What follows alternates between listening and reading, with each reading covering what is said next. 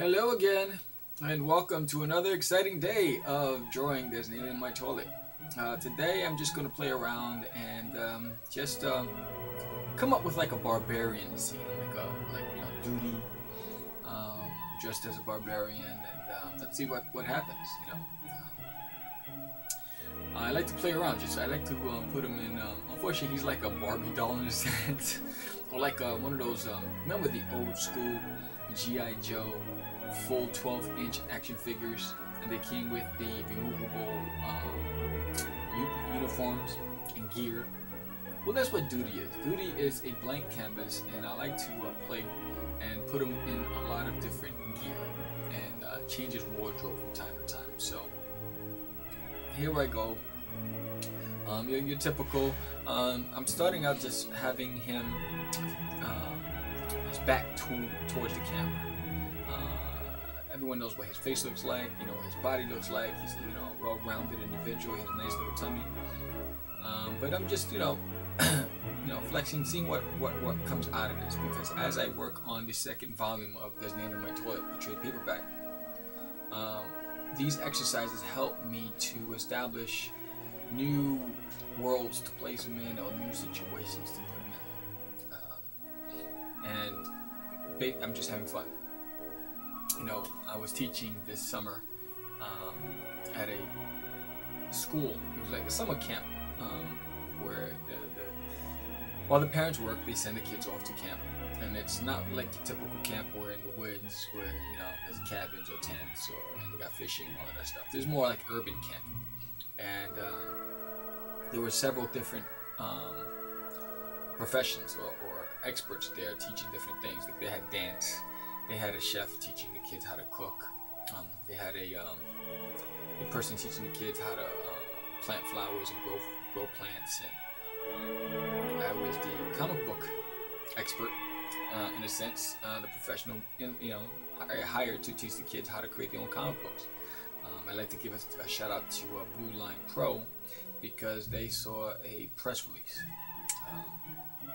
that I distributed about me teaching at this school, summer camp, and so they offered me a school discount, supplies. So I passed that off to the administration, and they made the order. So it was pretty cool. So we ordered the typical the comic book pages already folded and stapled for the kids to draw on, and the kids had a blast with it. Help them create stories, and the reason why I'm on this topic is because as I play around with Doodie, the possibilities are endless. And one of the kids in the class was basically had artist block and didn't understand the term creativity and just exploration. And when we're drawing and when we're illustrating, you're going on a journey. You're embarking on a journey. It's an exploration. It should be fun. You don't know where you're gonna end up, but man, that journey is nothing but fun. So, he had a story in mind, but didn't know how to flesh it out. So I did a collaborative effort. I challenged all the kids. I said, all right. I had a dry eraser, I had a dry erase board. I said, throw out an idea. And one kid says, I want a kid in the bedroom. Can you draw a scene with a kid? There's a bunk bed. I said, okay. So, planned out the dimensions of the room, where the angles are, the dimensions for the perspective as far as the kid to the placement, whether nicely in the foreground or background. And so we illustrated the kid, and then another kid, I said, what else? Another kid threw out, they have a monster in the bedroom coming after the kid, and the kid's hiding behind a blanket scared. I said, okay, cool. So we added that element. Then another kid said, you know what, let's get a superhero flying through, like Super Pac-Man. I said, okay, so we got Super Pac-Man flying in the room. And we added that. Another kid throws out, let's put a Chihuahua barking at the monster. We threw that in there. Let's have some toys on the floor, a dresser, a window with, you know, the wind blowing. And we added all these elements, and all the kids were impressed with the endless possibilities of what you can place in the pages, because it's based your imagination. And that's what we're doing here. Like right now, you know, I started out with the concept of doing a Barbarian Doodie, but you know, what's a barbarian without a foe? You know, your typical Conan books. Remember that, where you know you have Conan finding these big giant barbarians and ogres and monsters, and you know, so they were always menacing and overwhelming in size and stature. So you know, why not put Doodie in that situation? You know, and this Doodie from the back of him reminds me of the character from Dungeons and Dragons, the animated series back in the days. I just dated myself, I know.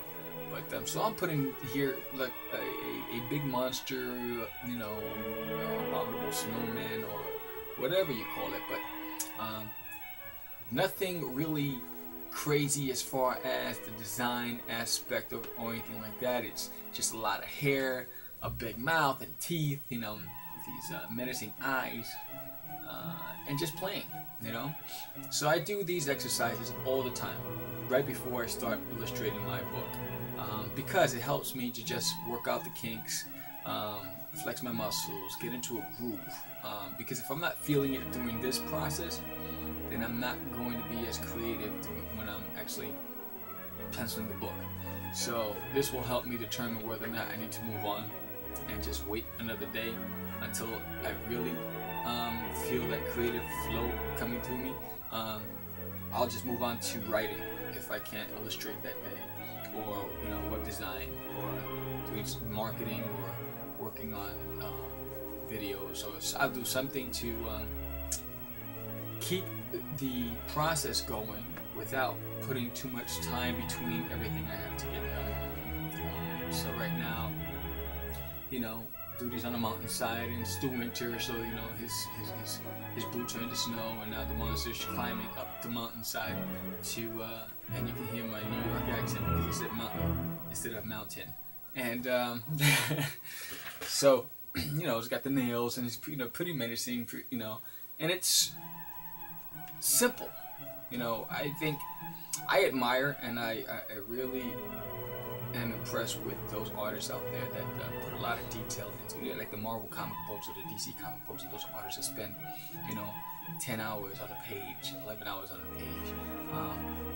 That doesn't appeal to me. I admire the work. I love some of the artists like Stephen Platt. I love his work. Jim Lee, I love his work.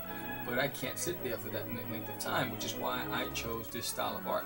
It's simple for me. It's easy for me. It's you know, Charles Schultz type art. You know, where I have more fun doing this than I do spending 20 hours on a page. It just doesn't work for me.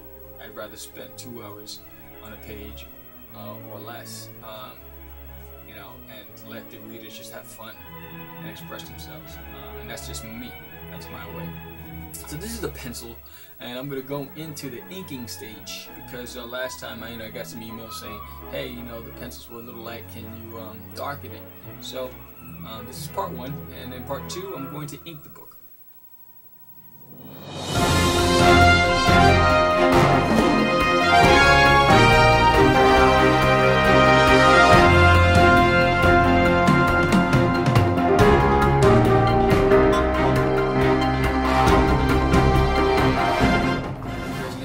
Toilet, first edition trade paperback in bookstores everywhere.